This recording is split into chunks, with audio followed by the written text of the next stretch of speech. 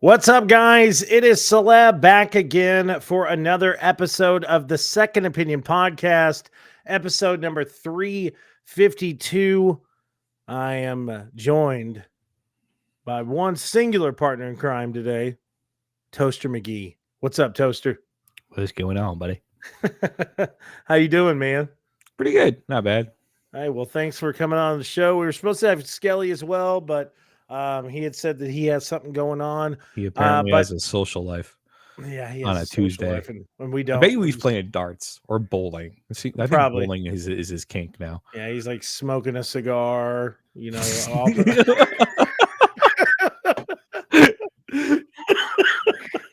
But yeah, like wide collared polyester shirts.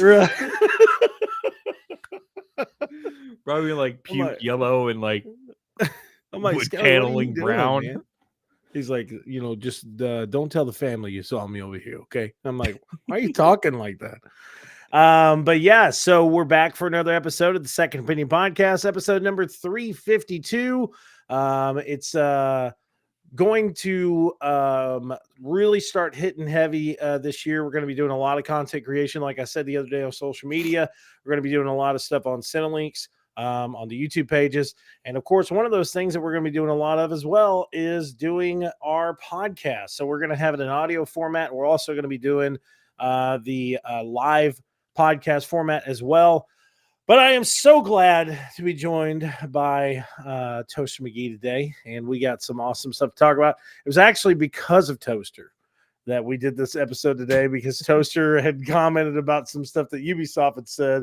It's like, you fucking serious? And I was like, podcast soon. Toaster's gonna have things to say. Yeah. But so as we usually do, we're going to go ahead and get down into it. And as the little lower third down here says, life's a bitch, and how about you? So we're going to go ahead and get into it. How things been, Toaster? How's it going up there in the north, you Yankee?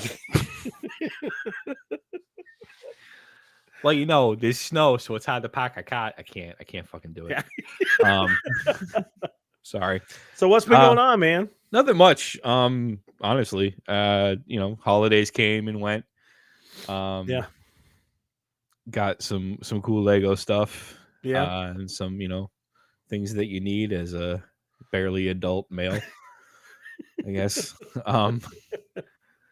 And I've been playing a lot of Baldur's Gate. Like all I've been playing is Baldur's Gate 3. Yeah. If you're a completionist, don't play that fucking game, because you will never finish it. Because you will keep restarting, because you reach a point in Act 3 where you realize you cannot logistically do every single fucking quest in Baldur's Gate. You can't. You need to pick. You need to pick a companion storyline and stick with that one all the way through. Because I have now swapped out Gale and Astarion, vampire fuckboy, as I call him.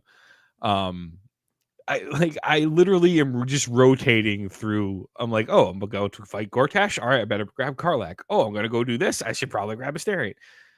Like, I must have gone back to, like, Orin at this point is like, fuck, I asked you to go do this like 4 days ago. Spoiler alert, kidnapped party member. They must not care about you.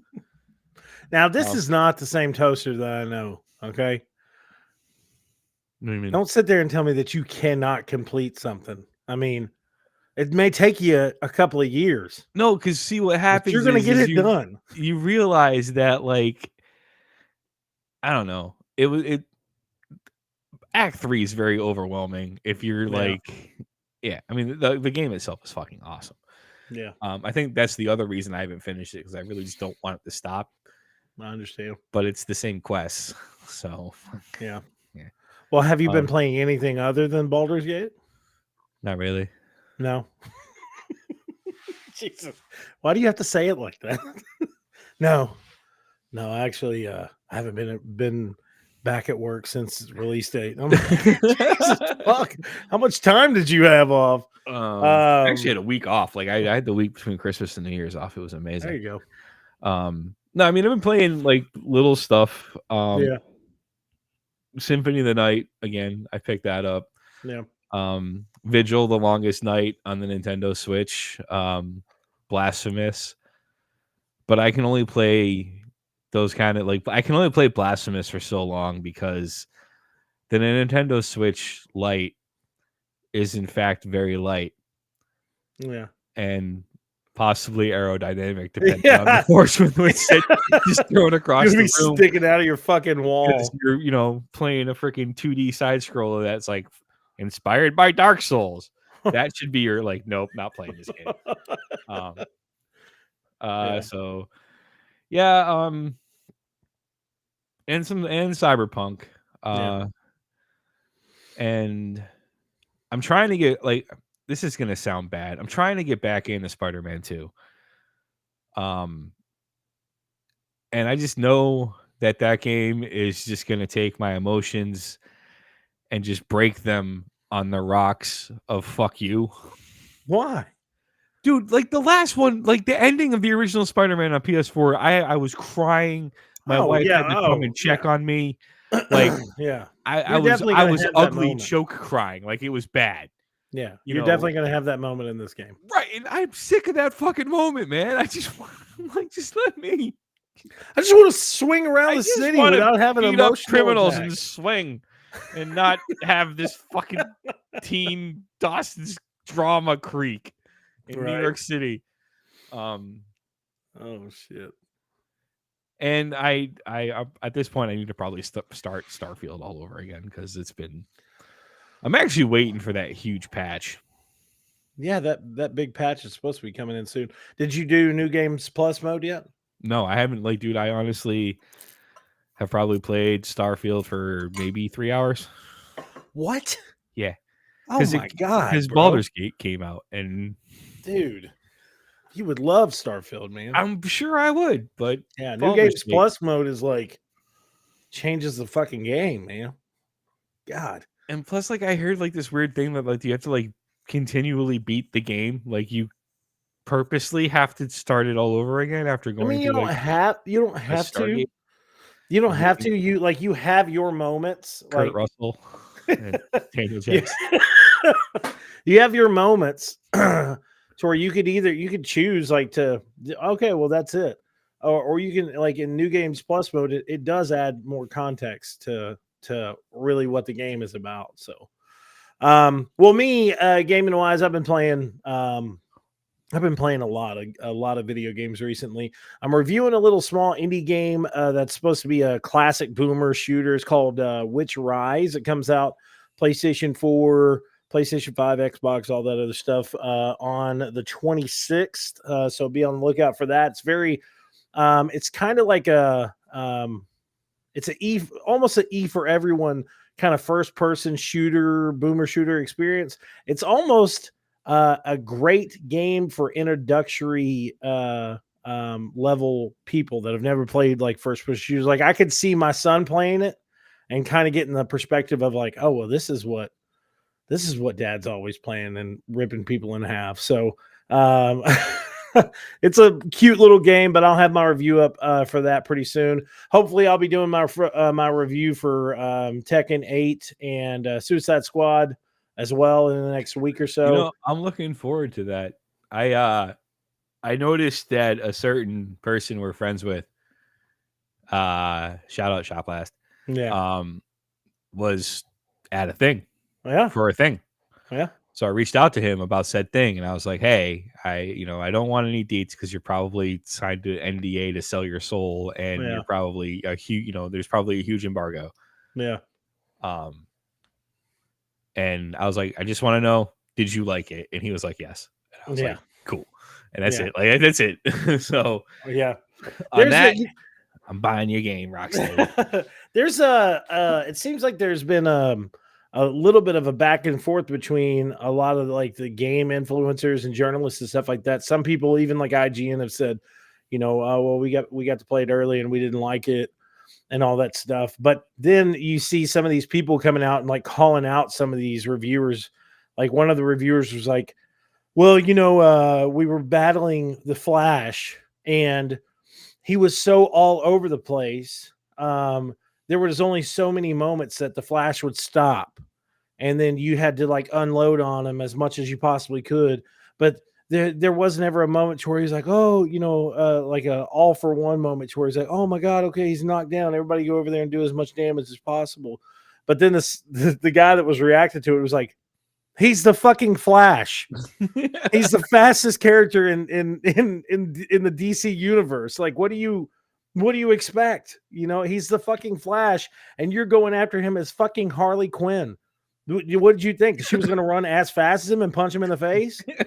Like, did you get that Injustice pill? Did you think that was in there? Like, yeah, man. So I'm excited about it. I mean, the graphical presentation of it looks good, and Rocksteady, they always do a good story. And from what I've heard, from the people that I know that like it, the bits that they have either played or checked out and stuff like that, I think it's going to be a more solid experience than Gotham Knights. So, which is saying something. So, but I've been playing that. Also, playing Hogwarts Legacy. Me and my wife kind of been going back and forth through that. And I started playing Lego City.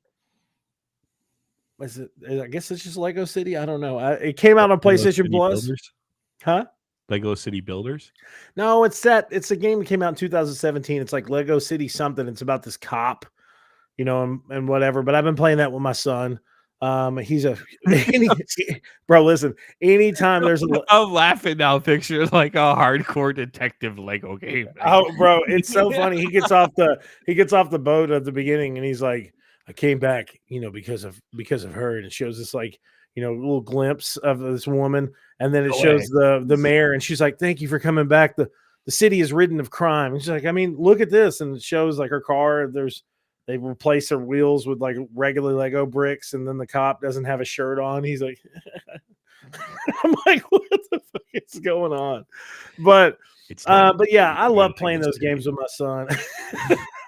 I love playing those games with my son, and he's car get its wheels taken away, replace my cars. Now I've lost my shirt.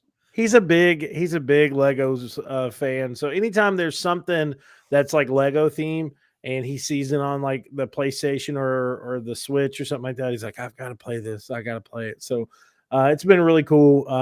And I mean, with the kids being the age they are now, like it's weird walking in there sometimes. And whenever I'm in the middle of like doing something like take the dog out, or I'm in there cooking and cleaning or whatever, I'll walk into the living room and one of them has Roblox turned on and they're like playing some, Squid Games thing on Roblox, and both of them are all freaking out. I'm like, my children are playing video games. I'm so proud of them. But I'm trying to get them to that point of realizing like, hey, listen, there's more games than just these childish games that you'll get into later. And I was in the living room the other day playing God of War 3 Remastered, and I wasn't really even thinking about it, but I had my chair kind of set up by the TV, and I'm at the point to where Kratos pulls off Helios's head, and Helios is like,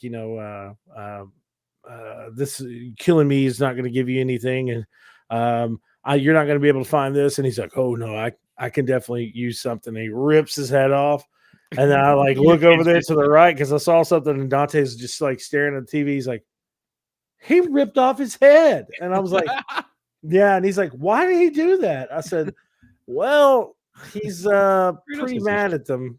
So he's like, yeah, but there was a disagreement. It's a little bit of a disagreement. I mean, the gods lied to him and made him kill his wife and daughter. But yeah, so that's what I've been gaming. I've been playing that recently. So please, guys, make sure to do me a favor. If you head on over to Spotify, tinyurl.com/Second Opinion Podcast, you'll be able to go directly to the Second Opinion Spotify page. Follow us right there. And also, of course, make sure to check us out at cineleaks.com, where we're going to have most of our news and reviews and so on and so forth. Before we get into the big part of the podcast, as I usually do on most of these casts now, please also help us and support the podcast. If you scan this little QR code right here, you'll go to popple.co, and you can actually use our custom code, Second Opinion Pro, by scanning this link and get you a Popple product. I'm telling you guys right now, if you're an upcoming content creator, if you're a business owner, or if you are someone that just works at a normal everyday job and you have social media as a really big part of your job, Popple is the way to go. It's the instant way of sharing your content. All you have to do is just tap it to the top of an iPhone or the middle of an Android, instantly share any links, any social media, or you can instantly share your Popple profile. So by using this QR code right here, you actually will save 20% on your order. So that is a fantastic product. I use it pretty much all the time. And then, as I said, scan this little code right here, and it'll take you directly to the Second Opinion podcast page, and show your support by giving us a follow. And I would highly, highly appreciate it. We're going to start doing a lot more of these shows in the coming weeks. So as I said, we got a good show for you guys today. We're going to be talking about some really cool stuff. Before we get into our main two topics, we got this little topic right here that I am fairly excited about. Former CyberPunk 2077 and Witcher devs reveal a new game called DawnWalker. So this studio is pretty much formed all by former CyberPunk developers that all came from CD Projekt Red. The studio's name is Rebel Wolves. They did announce the other day that there is a new addition to their team. I can't even say his name. It's like Tamzakowski's. But he is coming on as the creative director for their newest project, which is called DawnWalker. So this game, DawnWalker, is a dark fantasy role-playing adventure, and it promises to be a masterpiece given the abundance of talent with the team. Its story-driven gameplay is sure to captivate players, immersing them in a world of fantasy and adventure. The studio has proudly announced that the game has already entered its alpha stage of development, with much more coming later this year. So I definitely am excited about this. The fact that they are all former CD Projekt Red devs, and that they had worked on games like The Witcher and CyberPunk. So Toaster, with that said, what do you think? I mean, do you think that we could possibly get another dark RPG that could kind of keep the track record that Witcher 2 and Witcher 3 gave us? Why are they former devs? Either they left. I mean, most of them left. Not to be like a cynical asshole about it, but like, I feel like every time there's like a bunch of people that leave a studio and start a new studio, it's the same hype machine, and then it's like silence for years. Yeah, I know, right? Well, I mean, I like the Cyberpunk fan and the fan of The Witcher 3 and The Witcher 2. I never really played the first Witcher. Yeah, I didn't either. Burn me at the stake for that, saying that. I guess I'm not a true Witcher fan. Gatekeepers out there. Burn you at the stake, bro. Like how many people can actually say I've been playing The Witcher since day one? Not many. I don't. Just saying, not many. I mean, I'm excited because it's like, I think it's a really cool concept, but right now it's words. Yeah, they have an alpha build. This is this is out of this is first time you're hearing about it. Like, I don't know. I feel like, especially with the increase in how much games are starting to cost and the change in perception of some people about what it means when you buy something, but we'll get to that. I feel like you just have to temper your expectations. Like, on one hand, I'm excited because yes, it is a team of people that are responsible for two of my favorite games and two amazingly immersive worlds, now that they fixed one of them. Mm-hmm. So I'm excited about that, but at the same time, it's like, okay, well, give me something more than like a paragraph describing your dark fantasy game. Like, Let me say this real quick. This is what the studio had to say about creating the studio. We decided to create our own studio to run it on our own terms. Chief among them, the team comes first always. Happy people make great games. Games players want and deserve. And yes, it is that simple. We are industry veterans, but we're hungry for more and wanted to create an amazing virtual worlds for you all to experience. Most of all, we wanted to share our boundless passion for video games. We know what players love because we're players ourselves. We are currently working on our own AAA title, blah, blah, blah, blah, blah. So the CEO of the studio is the CEO has 17 years of experience in the video games industry, from tester to lead to the executive producer and even game director. This guy, the CEO of the studio, was the game director of The Witcher 3, as well as a game director for Cyberpunk 2077. Yeah, but I mean that what you just read is basically the PR release for every new studio formed by But industry look, veterans. I disagree. In that And perspective, we know. Look, this is what I'm getting I at mean, with they this. like, dude, those are I'm not trying. lofty ideals, and I give them I'm kudos not trying for. to give it a big hype train for a game that we obviously don't know a lot about outside of an image. These like every studio, every like every dev house that we have come like personally me. All right, Yeah. I guess in my opinion, Uh huh. um, it's the same exactly what you read, and I'm sure everybody's hearts and everybody's intentions are 100% in the right place, and as long as you stay an independent development studio and you have your own publisher in your in house, and you aren't relying on like EA or Warner Brothers or any of these massive publishing houses, then yeah, you can stick to those. Yeah.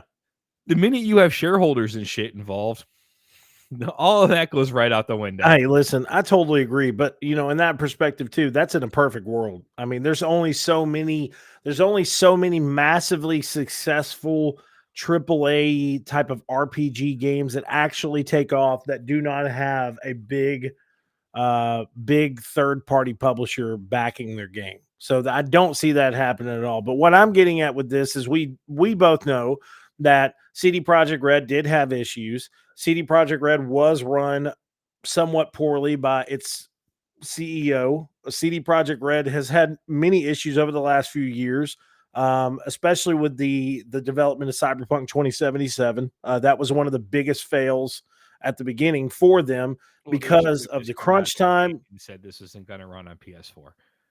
Do what? They should have. I mean, that's like they should have. And when that was shown at E3, Yeah. and people with a PS4 went, "Oh yeah, that'll run."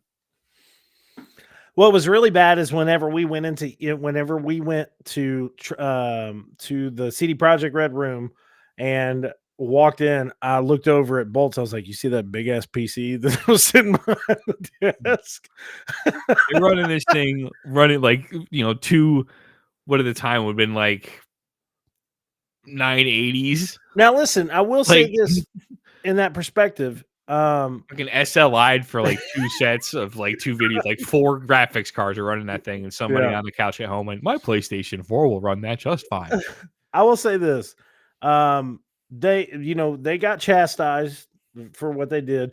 Phantom Liberty came out, and I think Phantom Liberty and the updates that they've done for the game since launch and stuff like that have definitely tempered a lot of that negativity, because Phantom Liberty is a fantastic DLC. When I say that, my wife and I will laugh her asses off every time that like Keanu Reeves shows up, because like he'll say the worst possible shit in the game. Yeah, like you should kick that dead baby and throw in a dumpster. You're like, thanks, Keanu. Thanks for saying that. But I don't know. I'm just excited about it because it is a dark RPG, and it looks like it has some type of vampire kind of aspect. I am glad to see that this game is already in its alpha setting, so maybe we're going to get some something big from it in the next 2 years. I mean, at this point, it's gonna be your writing, in your story. I mean, I don't. I don't know what else you could bring to the dark fantasy action RPG or turn-based RPG, or I don't know what you can bring that'd be new and revolutionary. I think like the graphics at this point, I mean, they're just going to get better and better and better. So, and it's going to be easier and easier to render stuff because now you can use AI to help you with that. Yeah. So I think it's really going to come down to how engaging and how large of a cohesive story can you write. I totally agree, actually. I think a lot of it is going to come down to really storytelling. The biggest thing, I will tell you this, and I know Toaster's really going to hate me saying this. I have no desire of playing Baldur's Gate at all. Like, there's not one bit in me that that makes me want to play it. Like I don't think it is for everybody. Now listen, I mean, I certainly sat for a long time on the fence on that. I didn't buy it until like 2 days before it launched.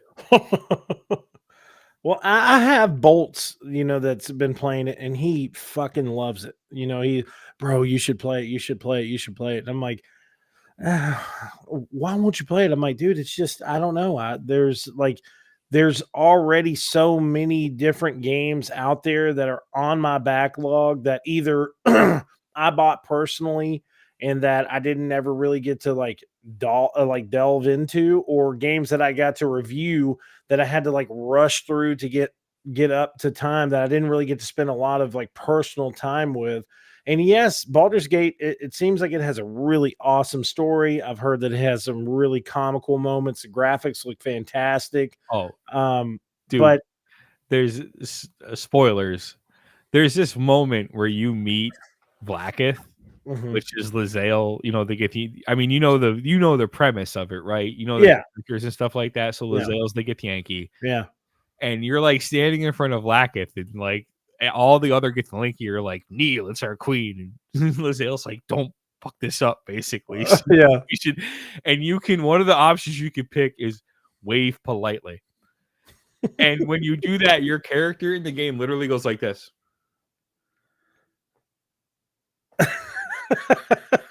Every time I play the game, I literally, that's what you choose. I will do that just to see my character go. I mean, it's not for everybody. I am not a turn-based game fan, as you know. And that's, I mean, I sat. I was on the fence for so long, and every couple of weeks I'd ask a friend, "Hey man, do you have early access? What do you think?" I'd watch videos because I love Dungeons and Dragons. Yeah. I mean, I think, I love how prolific it's become. That's the one thing I, appreciate from COVID is everybody suddenly being like, I'm fucking bored. Let's play D&D. And now you have people who you're like, I lift things up and put them down, but I also play a barbarian with what the fuck? Yeah. And I think, the first time when I actually pulled the trigger on it, I was like, I'll see what it's like and I'll play for a little bit. And I think what sealed the deal for me is there's a moment where you're just walking and there's environmental hazards. There's grease and shit on the floor. Yeah. And all of a sudden you failed your perception check and you've landed on your ass. And it's oh my God, this is literally D&D. Yeah. And that's why I became such a fan of the game. I still hate turn-based games. You will not see me play, and with the exception of Final Fantasy VII. And Sea of Stars, because that game's kind of cool. But for the most part, I'm not a huge fan of let me rephrase it. I'm not a huge fan of the turn-based games. And I think if you aren't a fan of turn-based in the first place, secondly, you aren't somebody that played Dungeons and Dragons or really had any interest in that kind of role-playing game, you're not going to like Baldur's Gate 3. Yeah. You're just not. I mean, there are the co-op could be fun because then you can play your character and you can just shoot the shit with your friends. That's what me and Dunny do, and that's what I do with a couple of people from my World of Warcraft guild. Mm-hmm. But if it's especially now, when games cost $70 now or upwards to $100 now, it's you better want to play that game. Yeah. And speaking of games cost and what they cost, that's what we're going to get into next is this new ideology that some that some people at Ubisoft have with video games. So the new Ubisoft Plus getting games the new Ubisoft Plus is basically supposed to be getting gamers comfortable with not owning their own games. So we're going to be discussing this new ideology on subscription basis, and it's nuts to me that this is something that is a kind of a more or less a for sure thing that most of these people, probably even whenever it comes down to people at Xbox and people at PlayStation or whatever, have thought about. So Philip Trimbali, director of subscriptions at Ubisoft, said, "We looked at the consumer behavior and how people were interacting with our offer, and we saw an opportunity, so we evolved from it. When we look at how gamers engage with our different games, we see that our back catalog is still very active and alive. So we saw an opportunity to offer these worlds to our consumers for a lower fee. There are multiple behaviors to look into. There are definitely a lot of people who come in for one game and then decide to buy it afterwards, and then the subscription ends. That's part of the reality with it, and that's okay with us. Um, we're talking we're talking day one releases with games like Prince of Persia. You'll get early access to these games. We've already had games like Avatar and Assassin's Creed Mirage come out on this service. All of these games are available to play day one by subscribing. And you don't get access to these games. You'll get you don't just get access to the regular games, you get access to the premium editions. So it's all added into the content with the subscription fee. But we do feel at this point, the point is to not force users to go down one route or the other. We make this offer to them. It is providing a way for them to get more comfortable with our subscription and more comfortable with not actually owning the game. Gamers are used to owning their games.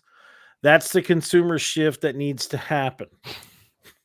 If I gotta get So, used to not owning a game, they're gonna have to get used to me not being a fan. yeah. Like honest, like really, what are you bringing to the table, Ubisoft? Yeah. Let's be honest. Assassin's Creed, Hey, what's going on, Jake? and maybe don't they Mr. do the Lujo. They do the Clancy stuff too? Don't they they do the Division? Yeah. I mean, Watch Dogs Legion, meh. Bro. Like It's nuts to there's me. a reason your old catalog is active because Assassin's Creed, the first one, is an amazing game. The Ezio series with Assassin's Creed was awesome, and then you guys got weird, like real weird. I mean, I like Odyssey, and Origins was pretty cool too, but at that point, like you literally just strayed from the concept of Assassin's Creed. With Odyssey, it's just like I am a giant Amazonian woman, or I am an angry Greek man, and I'm just gonna rampage my way across Greece. Yeah. You know, there was no like stealth. There was no, you know, I mean, and why do you and think, this whole like, no, fuck you. I paid you $70. That is my game. And yeah. I mean, this is something they are going to have to figure out because I was sitting this on my couch the other night thinking about this. Like when I'm 90 in a retirement home and I want to play my PlayStation 5, you know, and I want to be able to play like Arkham Asylum or something in my shaky 90-year-old man hands, you know, how like how are you going to verify whatever? Well, now, mind you, I would think that by the age of 90, gaming is going to be much different. So I would think, I don't understand this newfangled instantaneous download. But look, the way I look at it is, the way I look at it is, he and many other um no, he and many other executives and stuff like that with their comments and stuff based on the subscription basis. Yes, It is something that gamers are probably going to have to get used to because I will say on Ubisoft Plus, I have subscribed to it before. Ubisoft Plus is a good service, and almost every one of their games that you do get on day one is the premium version of that game. So you get the extra DLC stuff, you get all this other stuff. But unless you are subscribed to that subscriber basis, you don't get to play the game. It's not something that you can just be like, oh, well, I'm going to jump back in whenever I want to. The problem with that, though, is when you get consumers used to that perspective, are they going to be able to come back and actually play that game? Because we see other subscription bases like Xbox that many of these AAA titles that'll be day one Xbox games that are AAA titles. They're not an Xbox exclusive, but it's coming to Game Pass day one. Is it going to be on Game Pass forever, though? So that's the thing with Ubisoft. Are these games going to be on there forever? Are we going to be able to just go in and play whatever we want to, whenever we want to, if we're going to be on that subscription basis? See, I think that's like the underside of the whole Games Pass subscription that isn't really talked about. Yeah. I mean, Games Pass is amazing. Anybody who tells me they own an Xbox or a PC, I'm like, get Games Pass. Yeah. I'm like, it's just it's so much better than PlayStation Plus. It's ridiculous. Right. I mean, but at the same time, I think the whole there are games that Ransom or River City Girls. It's like the 16-bit beat 'em up that's like River City Ransom, except it's two girls going to rescue their boyfriends instead. Yeah. That's not on Games Pass anymore. Yeah. And I have it on my Switch. Did you almost cancel Game Pass because of that? Because it wasn't. Oh yeah, no, I was there was rage beside myself. I had to go to therapy. I was so upset. And I mean stuff like that, like one-offs. I don't really care about leaving Games Pass, but Starfield, I'm probably gonna get into that because it is a Bethesda game. So I'll probably buy it at some point. Yeah. I mean, I paid the extra $30 for the bonus content so I could play it early, Yeah. So, I mean, I get them taking off some stuff, but the whole idea of them pushing, if I don't own that content, then I'm not paying full price for that fucking game. Yeah, exactly. And see, that's the one thing though, too, that worries me about these systems is that they can add in those type of little quims at any point in time. You know what I'm saying? Oh, well, for now on, if you subscribe to Ubisoft Plus or Game Pass or whatever else, you get this and this and this. And every one of the game versions of the games now are actually going to be the gold ultimate edition of the game. But with that, we're going to have to go up in price. The price of it's instead of it being $17.99 a month, it's going to have to be $27.99 a month. How Netflix went from $15 to $25 if you want 4K. Yeah, if you want 4K, it has to be that. Another thing now, this is something that Netflix offers that honestly, I felt like an old ass man whenever I realized this. But through the mobile app of Netflix, there's a little section down here at the bottom now. Mobile games? And you can click directly on it and load in Netflix mobile games. So they actually have some fairly good games on there. And three of the big games that they're promoting right now is Grand Theft Auto 3, San Andreas, and Vice City, the definitive editions. Oh, geez. So surprisingly enough, I was like, well, fuck it. I'm just going to try it and see what it runs like on my S23 Ultra. See if it runs good. Runs great. Looks just as good as it would on a console. So that is something that I could see them moving into. And me and Skelly actually talked about this on a really early episode of the podcast. Was it the one where the Xbox One? Yeah. When I went off on the dude because he was like, you have to live. I'm still it's insidious. Yeah. Insidious. Insidious. There it is. Because that's what they've done. And they did it. It's so, this one dude took to fucking Twitter. Was it Twitter? Mm-hmm. Or he said it at Yeah, he said it like E3. Like, Yeah. he said it the worst possible place to say it. Yeah. And of course, gaming media fucking blew up. Like, what the fuck, course. dude? Like, why would you say that? You know, like, Yeah. it's bullshit. Nobody wants that. Blah, blah, blah. Fuck you. You know, and then all of a sudden everybody was like, that guy's an asshole. We can't believe he opened his mouth. We shouldn't have never let him talk. He's been taken into a back room and Bill Gates hit him with a belt and a sack of sweet Valencia oranges. You'll never see him again. Yeah. And then slowly over the course of like 10 fucking years, what do we have? We're no longer complaining about online as a service. Yeah. We're no longer complaining about live service games. Everybody's playing Diablo 4. Yeah. You know, like cloud saves. They're Sorry. Like the fact that I can play whatever on any any console that I have that has the game, and I was stupid enough to spend money on it on more than one device. You know, I can load it up anywhere. it's an ingenious system. You know, it honestly is. It is an ingenious system. And is that? Wait a second. I thought we were getting crashed for a second. I was like, what's going on? What is happening? Jay comes stumbling in the fucking bowler shirt. You guys are making fun of my shirt. How dare you start a fucking podcast without me, you son of a bitch? I'm like, oh shit. No, so it is an ingenious system that they have in place. And the reason I say that is because of the way that some of these games are presented. Okay, so like this looks super fun.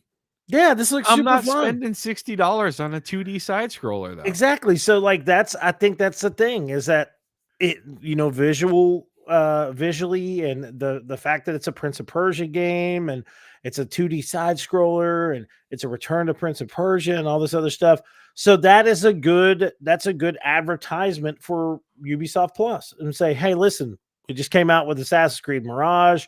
We came out with a new Avatar game. And our newest game now is a 2D side scroller, Return to Prince of Persia. That's a hack and slasher and blah, blah, blah, blah, blah. And if you pay $17.99 a month, you can play that game day one, so that's what they're going to be pushing. And that's also kind of cuts back to what you were talking about with like cloud saves and all this other stuff. That's what Xbox will always have over some of these other studios out there is I didn't even know that I had some of these games on cloud save. Okay. Let me say it like that. And whenever I got my Xbox Series X, I was like, I'm going to download this. And it's like, continue. I'm like, what do you mean continue? So I click continue. And it's like my last save from like 3 years ago. I'm like, what the fuck? Like, oh, dude, that's like when I pulled up when I got my Series X and I downloaded the Skyrim edition, and I made the mistake of like loading one of my first like saves from like when I first was playing that game. Yeah, and it was totally like that Gandalf meme that she's like, I have no recollection of this place. Yeah, bro, that's honestly that's how I felt. I was like like, the game loaded up. I'm like, I don't know what the fuck I was doing here. Where am I going with this? Yeah, so that's honestly how I felt. I was like, what the fuck, man? But that's what Xbox has, bro. Xbox has that type of technology that you totally forget that you even have save data that's in the cloud. And then you load up an old game, you're like, man, I haven't played this in a while. And you got a save from one of your previous saves. So with Ubisoft Plus, they're going to have, you can get premium editions of games and stuff like that. But dude, like, I mean, I'm already fucking paying for Game Pass. I'm already paying for PlayStation Plus. I'm already paying for fucking Netflix. I'm already paying for this. I'm already paying for that. I'm already paying for all these other subscriptions. So, I mean, dude, you got to give me a better reason than just saying such a it's a premium edition of a game podcast right now. It is, bro. It is. It is. But in that perspective, that's a consumer-based kind of mindset that you have to have. Like, if you're saying that I don't have to pay straight up, $50-something to play some of these games day one, like what type of content are you going to continuously come out with that is going to make me want to play this? If there was a better kind of They should do like a subscription plan that takes into account how many Ubisoft titles you own and give you a discount based on that to the subscription. Bro, in that case, I'd be getting every fucking Ubisoft game for free. My God, bro. Like, I go on to, it's like when you log in, you know, the Uplay thing will connect or whatever else. And I have so many coins from doing shit that I didn't even fucking know. I'm like, what is this? So that's I don't know where I got these coins from. That's my thing with some of these services, dude. Like I gotta have a better reason outside of just saying, oh well, you know, the premium edition is going to be available day one. Because like why not? Why wouldn't Ubisoft just work directly with Microsoft or directly with Sony and Microsoft together and say, hey, let's bring Ubisoft Plus to PlayStation Plus and Xbox Game Pass? They did that for a little while. They did. Now, mind you, listen, PlayStation Plus still has that, but it's Ubisoft Plus Classic. So it's like all their older games. You're not getting day one games. So there was a bit of a rumor going around that the new Microsoft buying Bethesda, like Sony needs to fucking do something. Well, they got to do something, man. They got to do something. I'm telling you. And like I keep on seeing all this news that Sony's still looking into acquisitions and Sony's still looking into this and that. And I'm like, dude, you got to do something. Because I'm going to tell you, I was going to do a video the other day that talked about these streaming services, and it honestly, like it talked about like I recorded the comparison towards like cloud gaming and all this other stuff and kind of what we're moving into. And, you know, one of those services that I was surprised by was PlayStation Plus on PC. So loaded in, logged in, and chose my game or whatever else, and played Infamous, played Heavenly Sword, played a bunch of different other games on there. Had no problem at all, no issue. The system that I did have a problem with through PC was Xbox Game Pass. I don't know why. I have no clue why. My internet is fucking fantastically amazing, but doing cloud-based gaming through the Game Pass or the Xbox app that is just like set. Oh, well, you know, play it through the cloud. Clicked on it, would not load. I mean, I sat there for 15, 20 minutes trying to get it to load. And I'm like, did I do something wrong? I'm like, I reset the app. I even deleted it, re-downloaded it, nothing. So, but that's where I'm kind of getting into in that mindset that like, you know, I can have that accessibility.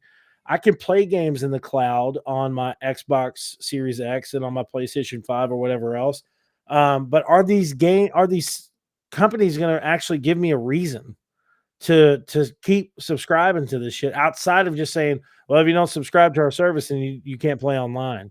You know, what is the benefit? If you're going to go up on the price, what is the benefit? Ubisoft, if you're going to go up on the price of this and you're going to make this a premium service that people need to get, don't just tell me, hey, bro, it's you know, you get the premium edition of our games. How about tell me, hey, listen, for the next 5 years, we're going to come out with Assassin's Creed titles. We're going to come out with Prince of Persia titles.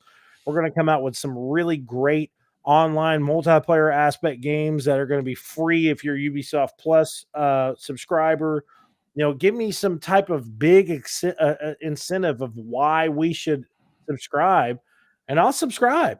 But just saying, oh well, you know, you get a couple of games day one. What fuck? I mean, dude, I'd rather just, you know, wait until it goes on discount. I'm saying, like, because you know, bro, like, you know, you're gonna end up like subscribing to this, or you're gonna get this game day one, and then you know it's probably gonna do really well. A lot of people are gonna love it, and then 6 months or 5 months down the road, it's gonna go on some fucking huge discount. It's gonna be $29.99, or it's gonna show up on Games Pass, or it's gonna show up on like the Dead Pass. Space remake did. You know, yeah, exactly. But that's my thing, though. Like, so do you think that with them pushing Ubisoft Plus, do you think that they're going to try to make it more of a premium thing and not bring these type of games to Game Pass? I think if they were smart, I don't know. I feel like they should have stayed in the partnership with like how they're doing with the PlayStation Plus or you know, that Xbox Games Pass. Yeah. You know, roll it into Xbox Games Pass, charge me $3 more. Okay, I'm not gonna bitch about that. Yeah. You know, but I think, you know, if you're gonna charge a premium fee, Make sure your streaming's top notch if you're going to allow cloud streaming. B, the games that you put out, then you release, make them the, early access or whatever, the digital deluxe or whatever like that, make it worth the freaking subscription fee, or just bundle it in with the existing programs, and take your percentage points or whatever like that. Yeah. Because it says, and this is where you and me, I think, align in that mindset, because it is very confusing the way they're doing Ubisoft Plus. In April of last year, Ubisoft Plus multi-access available now on Xbox. So it says Ubisoft Plus, Ubisoft subscription service is officially available on Xbox game consoles through Ubisoft Plus multi-access. In order to take advantage of this option, Xbox users must be subscribed to Ubisoft Plus multi-access to connect their account, gaining access to the vast growth of the library and 10% off all in-game currencies. So how is that? Like, I don't understand. Like, that's not a Game Pass connectivity. That's just saying it's available. That service is available through Xbox. So they got to be pushing it like that, because all these Ubisoft titles, every one of them, I mean, pretty much all the big bangers over the last 10 years from them is all available through that. So they don't plan on bringing it. So I guess they're going to try to make it into its own big subscription service, but there's going to be a lot of gamers out there, I'm telling you, that are not going to want to have to pay for how much is Ultimate now for the year? It's like $129.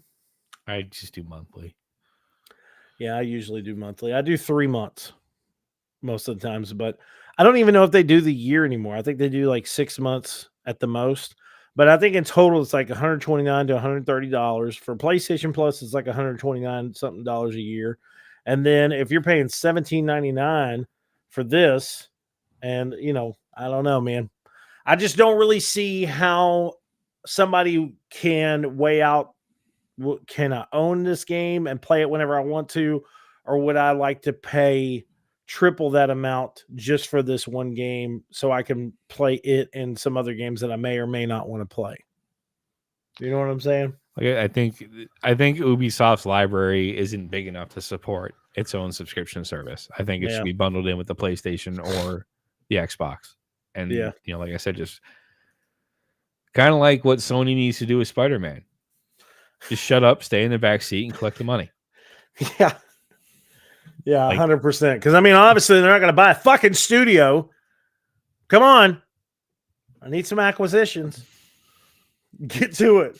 Moving on from that, kind of our last topic for the night. I still just really brief with Sony. Whoever they hired to be their lawyer for that fucking if their CEO and their staff just kept their fucking mouth shut, they would have won that case.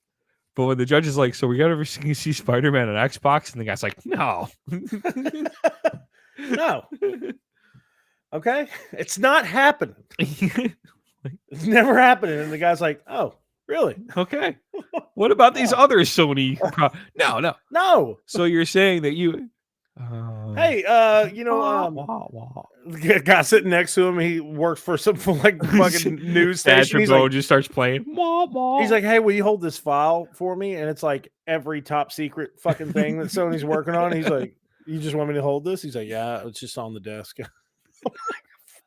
Everything that Sony was working on, all the shit that they were doing. My God. So Xbox Developer Direct is coming January 18th, and we got some juicy bits that are going to be shown off. So shortly after the broadcast, first off, ZeniMax Online Studios is going to host its Elder Scrolls Online 2024 global reveal for their big update for 2024. So a lot of people are pretty excited about that. I cannot get into that game. Listen, I can't either. Every time I sign in, I'm like, why are all these fucking people in my Skyrim?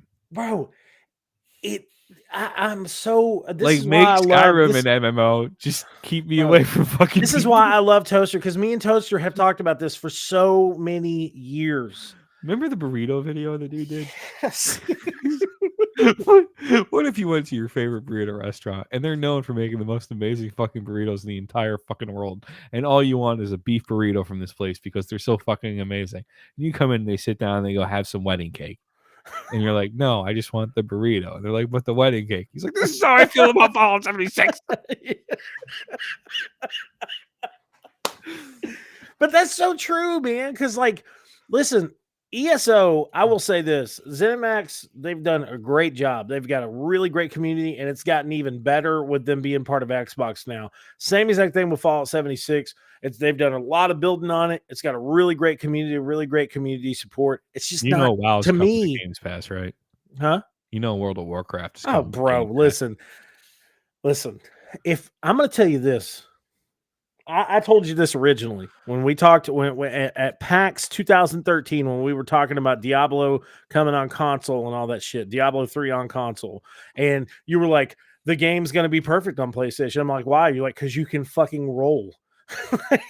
You can dodge. And I'm like, oh, okay.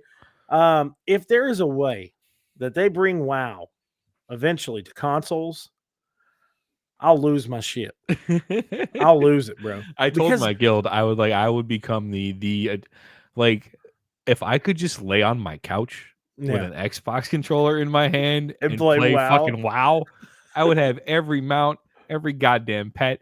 I would know the middle names of every main character, and I would have every achievement in the game. I'll lose it. I will lose it. But that's the thing about the ESO is, like, me and Toast are really big Elder Scrolls fans, like, love Elder Scrolls, but, like, I need localized. I just need like co-op. I need like two person, 3 person, maybe even 4 player co-op in Skyrim. That's what I want. I don't want to go to an area to take on some giant boss in first person and run up and see 7 people run by on mounts that are like 17,000 colors and all this other stuff, where I'm trying to like be engrossed in the story, and like I'll walk up to the character and then someone else's character walks up in front of me and they're like I'm like, get the fuck out of the way, bro. I'm trying to fucking focus on this game, and there's 17 fucking people running in front of me right now. Like, what the fuck is happening? That's WoW. Yes, like everybody's standing on the quest giver. You're like, oh, I can see them in there. But I feel it's different. I feel it's different with like WoW, and I honestly feel it's different with Diablo, because like when I play Diablo 4 and I run into people, it's more or less like for a long time it's just like me and Dara playing it, and we're taking on all these people, and then we walk up and I'm like, oh, look at that guy's a fucking monk too. Let's go over here and do this. Let's do this. You get like run by help in Diablo 4. Like somebody be running through your screen. They're like, oh, that guy's getting his ass kicked. And they'll just come and help you murder some stuff. And then keep running. And then you don't have to engage. There's no like, yay. Yes. I would be so fine with that in Elder Scrolls. I would be okay with that. But bro, this shit of like everybody just piling in, and I'm like, okay, I cannot engross myself in the story when it's like everybody's waiting on a fucking midnight launch in front of goddamn GameStop in fucking Oblivion. Like, get away from me. But anyways, with that said, I do think Xbox has been doing really great with that service, and it has a lot of good community support. But this Xbox Direct is going to be a really, really good, juicy one. So they're supposed to be showcasing Obsidian's Avowed. And they're going to be talking about the game. They're also supposed to be showcasing Senua's Saga. It's Obsidian's giant middle finger to Bethesda. Hey, which I think is hilarious. Now that they're both fucking think about it, bro. Like Obsidian came out with the Outer Worlds, and which was like, hey, we can make a fucking Fallout game, and then like, we can make funny, and we can make a fucking Elder Scrolls game called Avowed. And then they're like, oh, by the way, we're buying Bethesda. Like, oh, shit. Okay. We're going to make a massive world. We're going to put dragons in it, but we're going to have color in it, you fuckheads. Yeah, exactly. And then they're coming out. They're showcasing a strategy game called Aria, The History Untold. And then lastly, what I'm fucking stoked about. We're finally getting news on the Indiana Jones game that is being developed by Machine Games. Oh my God, bro. I'm so fucking excited. It's going to be the first gameplay trailer for Indiana Jones by Machine Games. I am like, I'm head over heels. I'm a huge Indiana Jones fan. Machine Games did such an amazing job with all the titles that they've worked on so far. And of course, Wolfenstein was just a fantastic My game. only complaint with Wolfenstein is I feel the camera's too loose. I agree with that. I agree with Like, that. My main complaint was, the third one, the third Wolfenstein.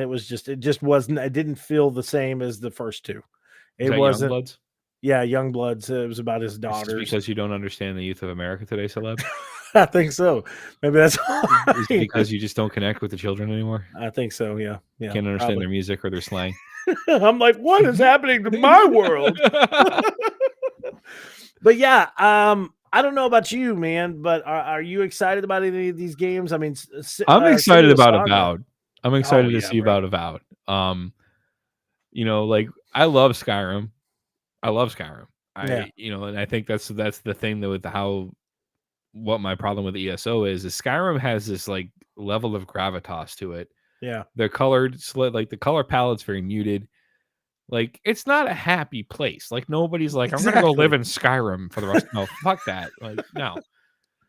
Like, you have these two factions that are warring with each other, and like either choice is an awful fucking choice. Like, yeah, I just didn't choose. I was like, you guys just fucking, I gotta go kill dragons. Like, one wants everyone to kind of be together, and the other one's like, fuck them. Yeah, like, we're the Aryans. Yeah, right. The Aryans. No, you guys go sort that out. I got bigger dragons to kill.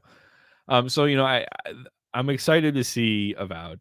I hope they do a fine line of like not too cartoony, but not taking itself so seriously that it gets kind of depressing. I love Skyrim, but at times just like, man, it's such a bleak. Why would anybody fucking live here? It's so bleak.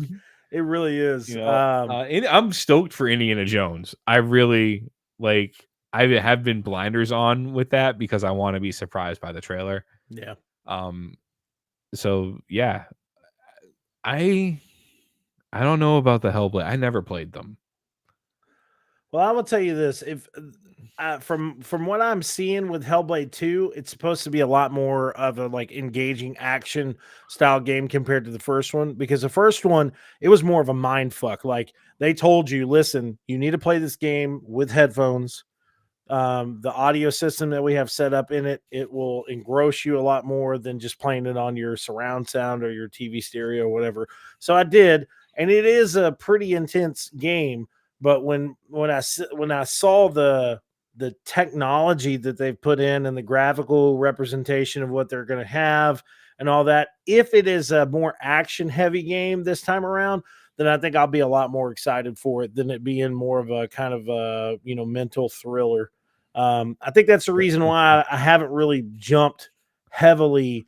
Like, I've got to go sit down and play Alan Wake 2 because like Alan Wake 2, yes, it's a great game. Yes, you have to psychologically prepare yourself for Alan Wake. Yeah, exactly. So like, I'm sitting there with fucking two kids, a 7-year-old and a about to be 5-year-old, playing Alan Wake 2, and they're like, oh, this is a little scary. And then there's a fucking naked ass dead guy walking around, like, with me being under the light. And Dante's like, he's naked. I'm like, yeah. He's like, bro, 3 days later, we're out in public around all these people. And I'm talking to this guy that I know about gaming and stuff like that. We're in Dante goes, yeah, Daddy was playing a real scary game. And I said, he was talking about Alan Wake 2. And he said, yeah, the guy was walking around and he didn't have a heart in his chest and his penis was out. And I'm like, all right. I'm like, dude. He's like, what were you playing? I was like, Alan Wake. And he was like, I promise you, I was not sitting there like, hey, watch this, son. You want to have fucking nightmares for the rest of your life? But I do agree with you. I think Machine Games is going to hopefully do something really special with Indiana Jones. I mean, they're really great studios. So I wonder if it's going to be third person, because the movies just, I don't. Don't tell. Hey, listen. I haven't watched the newest one. You gotta watch it, bro. My wife won't let us watch the newest one without Why? watching the Kingdom Skull one, and I don't want to watch that one because that Listen, one's awful. just push through Kingdom I Skull. can't. Shia LaBeouf is Let fucking. fuck it, Shia LaBeouf. He's an afterthought. The question is, why the fuck did they add aliens in it? Like, I remember going to the theater and walking out just super disappointed at the end. Very confused. Alien? And yeah, this dude looked at me and was like, I swear this is exactly what happened. The guy goes, man, that was awesome, wasn't it? And I was like, what? And he said, that was a great movie. I was like, you were okay with them adding aliens in Indiana Jones? And he was like, I mean, the Crystal Skull. I'm like, dude, come on, bro. It was fucking awful. You horrible. like literally destroyed an Ancient Alien fan's life. Like, Dude, he went home so upset he was that just you were mad. not a fan of George Chisakias in his hair. He was just looking down at the table like, I mean, he didn't like aliens? No, man, I'm telling you, the latest Indiana Jones movie is a perfect send-off for Harrison Ford, and was such a great return to form of what Indiana Jones is really about. Now, there is some crazy shit that happens in the movie, but it is a really good return to form of like what Indiana Jones, the original series, was really about. You know what I'm saying? But I think you would really like it. My brother finally sat down and watched it and was like, dude, I was totally wrong about it. So he kind of held off on it, but I think that they're going to do great. I think that that they're going to showcase. Hopefully we do see those two things. Hopefully we see a great gameplay trailer for Indiana Jones. And I would really love to see some in-depth details on Avowed. Hopefully Xbox does a great job of showcasing that. I would really, I mean, as long as Avowed has been in works for what? 5 years now, Yeah. 4 years. What t-shirt you think Spencer's going to be wearing? If he's wearing a Hexen t-shirt, He already did the Hexen t-shirt. I know. I don't know. What do you think?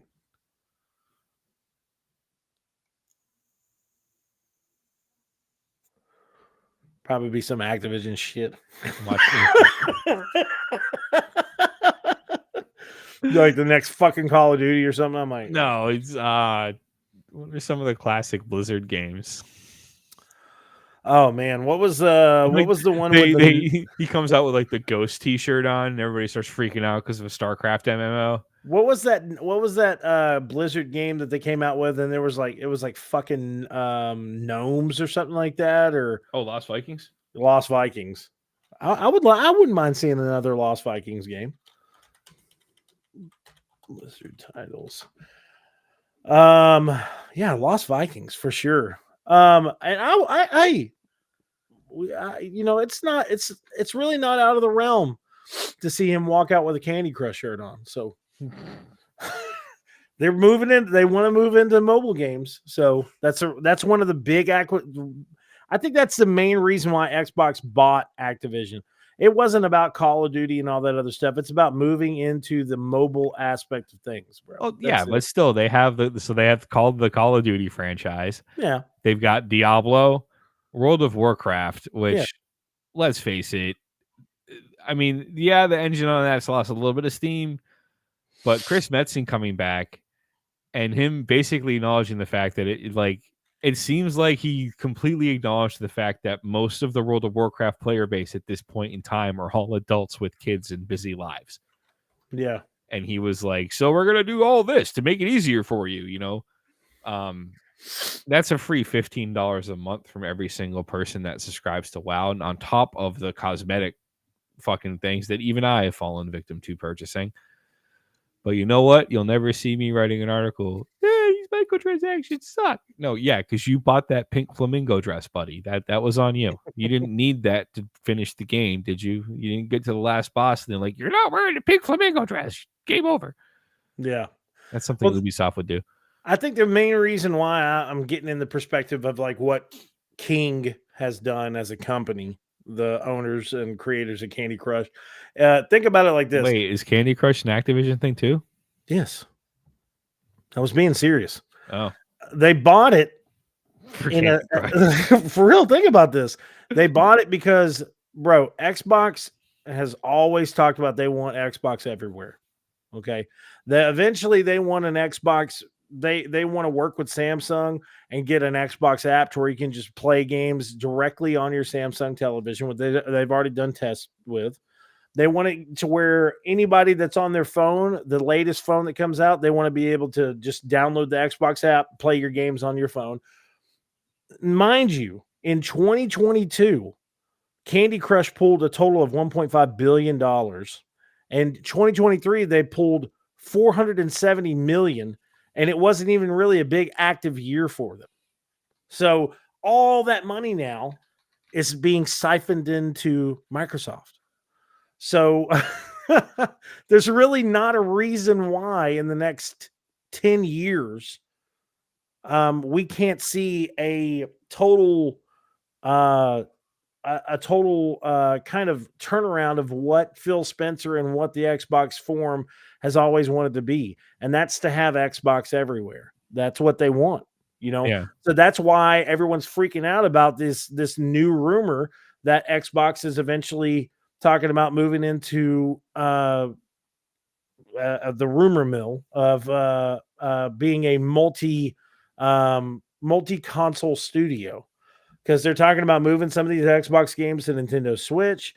There's these insiders that are talking about how some of these older Microsoft titles are going to move to different consoles and all this other stuff or whatever. Well, I mean, there's been talk, there's been talk for a couple of years now of Games Pass appearing on the Switch.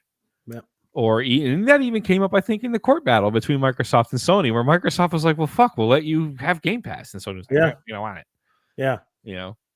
Which, and bro, you know how big of a win that would be for Microsoft if Sony's like, okay, just put Game Pass on PlayStation. But then again, I mean, it would be weird. It would be weird because it was already weird. You know what? Part of me, I want to see that happen, because then you know what happens? That drives console innovation. Yeah, it does. It literally, you have to. Instead of focusing on if you got rid of this exclusives bullshit, and just people bought the console they wanted, or I mean, at this point, if you can, you're a 2-console household. Yeah. I mean, we've already seen these. It's already weird enough to get on Game Pass and play something like MLB The Show and see the Sony logo pop up, or get onto PlayStation and play Minecraft and see the Xbox logo pop up. The fact that you can play fucking Sega Genesis games on Nintendo Switch. Yeah. And you get that Sega, and you're like, no, it's happening. Nintendo. What the fuck? Yeah. Speaking of Sega, I mean, they're doing a big comeback this year too, man. 2024. Golden Axe remat. What was it? Golden Axe, Crazy Taxi. Yes.